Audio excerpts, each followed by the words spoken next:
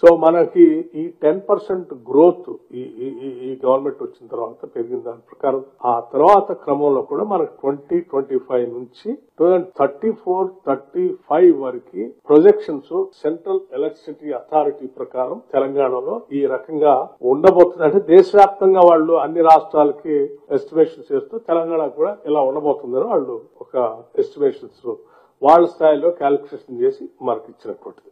So అది ఈ రాష్ట్రాల్లో జరుగుతున్నటువంటి అభివృద్ధి పూర్తిగా వాళ్ళకి ఇక్కడ ఉన్నటువంటి పాలకులు ఇక్కడ ఉన్నటువంటి అడ్మినిస్ట్రేషన్ చేసేటువంటి అన్ని వాళ్ళకి అవగాహన ఉండదు కాబట్టి యావరేజ్ దేశంలో గతంలో ఉన్నదాన్ని తీసుకుని ఎస్టిమేషన్స్. కానీ అసలు ఇక్కడ ప్రొజెక్షన్స్ అంటే ఇక్కడ పెరుగుతున్న డిమాండ్ 2023-24 లో ఎలా ఒకసారి డిమాండ్ పెరిగిందో మనకు తెలుసు. అట్లాగే రాష్ట్రంలో రాష్ట్ర ప్రభుత్వం ఈ ముఖ్యమంత్రి నాయకత్వంలో తీసుకుంటున్న అనేక ప్రొజెక్షన్స్ ప్లాన్స్, ఉదాహరణకి మూసీ రిజర్వేషన్ కావచ్చు, ఫ్యూచర్ సిటీ కావచ్చు, లేకపోతే ఇక్కడ దావోస్ వెళ్లి ముఖ్యమంత్రి గారు ఇండస్ట్రీస్ మంత్రి గారు రకరకాల అగ్రిమెంట్లు ఎంఓయూలు చేసుకొని ఇక్కడ తీసుకొచ్చే ఇండస్ట్రీస్ కావచ్చు, లేకపోతే మాక్సిమం వాళ్ళు దృష్టి పెట్టిన డేటా సెంటర్స్ కావచ్చు, ఇవన్నీ ఇక్కడ ఒక జీసీ గ్లోబల్ సెంటర్స్ కావచ్చు, ఇవన్నీ హైదరాబాద్ లో ఒక గ్లోబల్ హబ్ గా ఇక్కడ తయారు కాబోతుంది. కాబట్టి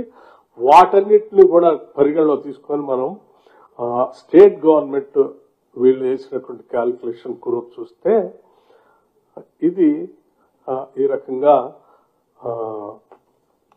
8.50 అంటే నేరుగా 9% దాకా దీని గ్రోత్ ఉండబోతున్నాం.